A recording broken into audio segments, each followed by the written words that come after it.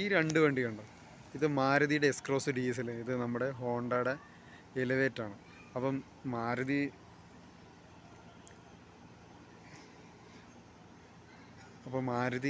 എക്സ്ക്രോസിനെ കുറിച്ച് പറയുകയാണെങ്കിൽ ഒരു തെറ്റി വന്ന ഒരു വണ്ടിയായിട്ട് ചിലപ്പോൾ വേണമെങ്കിൽ കണക്കാക്കാം. കാര്യം എന്താണെന്ന് വെച്ച് കഴിഞ്ഞാൽ, ഒരു SUV ആണോ എന്ന് ചോദിച്ചു കഴിഞ്ഞാൽ ഒരു SUV ആയിട്ട് അവരതിനെ മാർക്കറ്റിൽ ഇൻട്രൊഡ്യൂസ് ചെയ്തില്ല.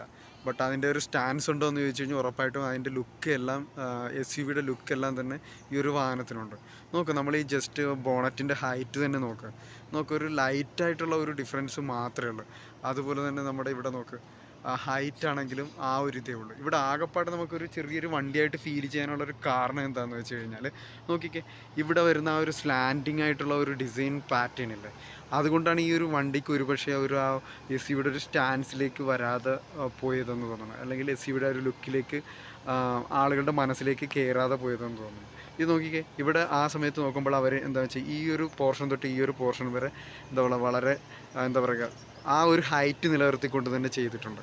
അപ്പോൾ ആ ഒരു ഡിഫറൻസാണ് മേജറായിട്ടുള്ളത്. പിന്നെ പിന്നിലേക്ക് വരുമ്പോഴും എന്താ പറയുക, നോക്കുമ്പോൾ എന്ന് വെച്ചാൽ ഒരു ഗ്ലാസ് സ്ലാൻഡിങ് ആയിട്ട് കൊടുത്തിട്ടുണ്ട്. അപ്പോൾ അതിൻ്റേതായ ഒരു ചെറിയ ഒരു ബാക്ക് വശത്തെ ആ ഒരു ഡിസൈനിൽ വന്ന ഒരു പൊക്കക്കുറവ് ഈ ഒരു വാഹനത്തിൽ ലൈറ്റായിട്ട് ഫീൽ ചെയ്തിട്ടുണ്ട്.